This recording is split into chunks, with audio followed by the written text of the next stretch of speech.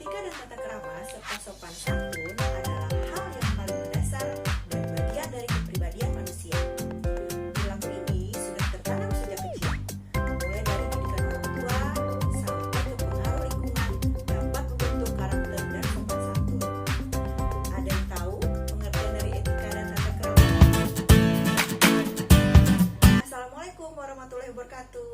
Halo semua. Berjumpa dengan saya, Ibu Rizky Wandasari, pada materi MPLS dengan judul Etika dan Tata Krama. Selamat datang dan selamat bergabung menjadi siswa-siswi SMP Negeri 3 Banjarbaru. Bagaimana kabarnya kalian hari ini? Semoga selalu dalam keadaan sehat ya. Jangan lupa untuk tetap menjaga protokol kesehatan yang sudah banyak disampaikan di mana-mana.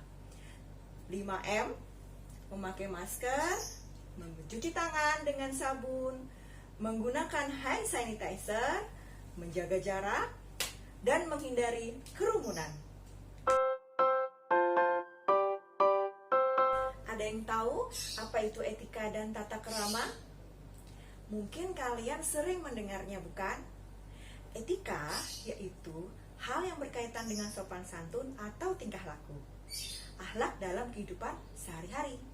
Sedangkan tata krama artinya kebiasaan sopan santun yang disepakati dalam lingkungan pergaulan di mana manusia itu bertempat tinggal dan berperilaku dalam kurun waktu tertentu. Apa saja etika yang ada di sekolah?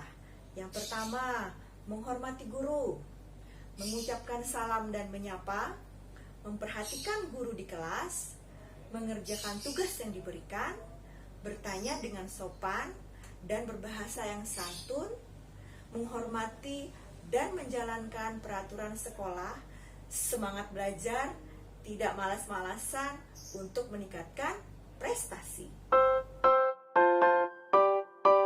Nah, pada kesempatan hari ini, Ibu akan menyampaikan 5 tata krama yang harus kamu perhatikan. Yang pertama adalah tata krama dalam berbicara. Kita berbicara harus dengan bahasa yang sopan dan santun. Itu harus erat kaitannya dengan orang yang diajak berbicara. Kalimat yang dipergunakan pun harus diperhatikan. Kemudian, di mana pembicaraan itu dilakukan juga perlu kamu perhatikan. Pertama, misalnya, hindari bersikap memotong pembicaraan kepada orang lain, memborong pembicaraan. Misalnya kita yang teman ngoceh, kita pun ikut ngoceh tapi lebih panjang ceritanya daripada punya teman. Ternyata itu tidak boleh ya. Kemudian berbicara tanpa memandang orang yang diajak berbicara, itu juga dianggap tidak sopan. Berbicara yang kepanjangan tanpa arah, acuh tak acuh terhadap orang yang diajak berbicara, itu pun tidak boleh dilakukan, apalagi nanti dengan ibu guru dan bapak gurumu. Yang kedua adalah tata krama dalam pergaulan. Orang yang dapat menyesuaikan diri dalam pergaulan adalah orang yang dapat menyesuaikan diri dengan tata krama yang berlaku. Dalam etika pergaulan antar manusia, perlu diperhatikan. Yang pertama, siapa yang kamu hadapi, bagaimana pergaulan itu berlangsung, dan bagaimana cara kamu bersikap. Harus selalu ingat bahwa ada budaya 3S, senyum, salam, dan sapa, serta 3 kata ajaib yaitu maaf, tolong, dan terima kasih. Yang ketiga adalah tata krama di masa pandemi. Nah, ini sih Ibu tambahkan ya, karena sekarang kita sedang mengalami masa pandemi COVID-19. Jadi, untuk menggunakan tata krama itu pun ada batasan-batasan yang harus kita hindari. Misalnya, yang biasanya kita bersalaman dengan berjabat tangan, sekarang menggunakan salam namaste, atau kalau kita di dalam Islam bisa saja mengucapkan dengan assalamualaikum, seperti itu. Atau tangan bersedekap di dada, ya seperti ini, selamat pagi, assalamualaikum misalnya. Kemudian memakai masker dengan benar. Ketika batuk dan bersin, tutup dengan tisu atau bagian lengan yang di dalam. Kemudian buang bekas tisunya ke tempat sampah dan cuci tangan dengan sabun atau menggunakan hand sanitizer. Kemudian yang keempat adalah tata krama dalam bermedia sosial.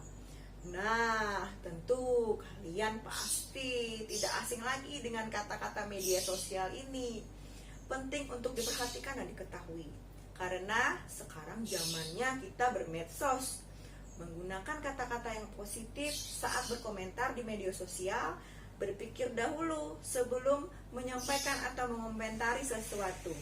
Jadikanlah sebagai kritikan yang membangun, bukan menjatuhkan seseorang. Siap bertanggung jawab dengan komentar atau informasi yang dibagikan di media sosial. Nah, kemudian ada lagi tata krama dalam bermedsos. Gunakan nama akun dan profil yang sesuai atau yang jelas sesuai dengan keadaan kamu. Kemudian menggunakan bahasa yang sopan dan ramah dan serta baik. Begitu juga dengan berpendapat, harus mempunyai etika. Jangan menggunakan kata-kata kasar atau berkomentar yang tidak perlu kamu komentari. Jangan lupa, sebelum menyampaikan sesuatu, hendaknya disaring dulu sebelum kalian men-sharekan atau men-sharingkan kepada orang lain. Ini pun berlaku pada etika ber-WhatsApp, ber-Telegram, atau menggunakan Google Classroom yang nanti akan kalian lakukan pada saat kita melaksanakan pembelajaran jarak jauh menggunakan online. Yang pertama adalah waktu. Nah, pilihlah waktu yang biasanya tidak dipakai untuk beristirahat atau beribadah. Contohnya, jangan menghubungi guru di atas pukul 8 malam atau jam 9 malam karena beliau tentunya waktunya untuk istirahat dan bersama keluarganya. Kemudian ucapkan salam, ya, awali dengan assalamualaikum atau selamat pagi. Kemudian ucapkan kata maaf. Nah, permintaan maaf itu bukan berarti kitanya yang salah, ya, bukan. Tapi permintaan maaf di sini dimaksudkan untuk kerendahan hati kita. Misalnya, maaf ibu, bapak, saya mengganggu waktunya. Ada yang ingin saya tanyakan tentang tugas matematika. Itu suatu contohnya. Kemudian jangan lupa sebutkan identitasmu. Setiap guru, ya, pasti menghadapi ratusan siswa setiap harinya dan tidak mungkin menyimpannya satu-satu di nomor kontak beliau. Maka pastikan saat kamu menghubungi atau me-WhatsApp gurumu, mengirimkan chat menggunakan Telegram atau di Google Classroom, kamu harus menyampaikan identitas dirimu di awal komunikasi atau percakapan tersebut. Contohnya, tadi kan, assalamualaikum, selamat pagi, maaf bapak saya mengganggu waktunya. Saya Rizky, kelas 7A, ingin bertanya mengenai tugas. Seperti itu contohnya, ya. Kemudian gunakan bahasa yang umum. Gunakan bahasa yang umum maksudnya adalah yang mudah dimengerti. Jadi hindari kata-kata yang menggunakan singkatan-singkatan. Kan seperti kadang kita kalau pada saat ngechat itu kan malas menggunakan kata-kata yang terlalu panjang. Tapi itu tidak berlaku untuk kamu sampaikan kepada bapak ibu gurumu. Siapa tahu beliau ternyata tidak mengerti dengan singkatan yang kamu buat. Jangan lupa, ya, jangan menggunakan singkatan, tapi gunakanlah bahasa yang formal. Jangan lupa, tulis pesan dengan jelas. Tuliskan tujuan yang singkat dan jelas, tetapi tetap memperhatikan tingkat kesopanan. Kemudian, ucapkan terima kasih. Untuk mengakhiri pesan dengan mengucapkan kalimat terima kasih, setidaknya kamu menjadi seseorang yang bertanggung jawab, ya, dan berbahasa yang sopan sebagai bahasa penutupnya. Kemudian, tata krama berikutnya adalah yang terakhir nih, tata krama dalam berpenampilan. Nah, kesadaran akan kerapian, pantas dan bersahaja, cara berpakaian itu disesuaikan dengan waktu dan tempat. Misal, kamu ke sekolah, ya. Kalau ke sekolah, kalau dulu kita menggunakan seragam, tentu menggunakan seragam yang rapi, menggunakan sepatu.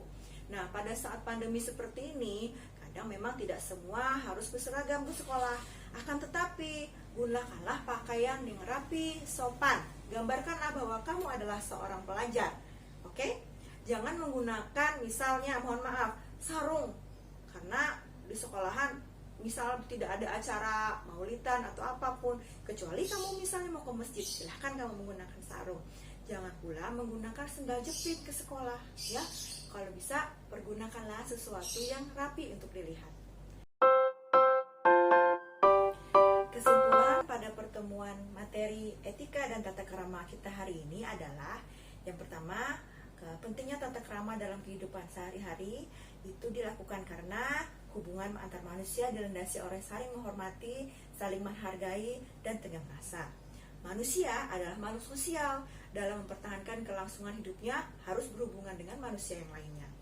Untuk menciptakan hubungan yang sesuai, serasi, selaras, dan seimbang, diperlukannya tata cara berhubungan yang diatur oleh tata krama pergaulan, supaya tidak terjadi clash atau pertengkaran antar teman atau antar tetangga di dalam sekitar lingkunganmu.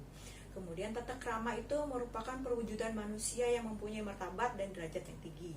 Jadi kalau kita adalah manusia yang harkat derajat martabatnya tinggi, maka junjunglah tata krama itu dimanapun kamu berada. Demikian yang dapat Ibu sampaikan. Semoga bermanfaat untuk kita semua. Tetap jaga kesehatan ya di masa pandemi ini. Salah hilap Ibu mohon maaf. Bertemu kembali dengan Ibu di lain kesempatan. Wassalamualaikum warahmatullahi wabarakatuh.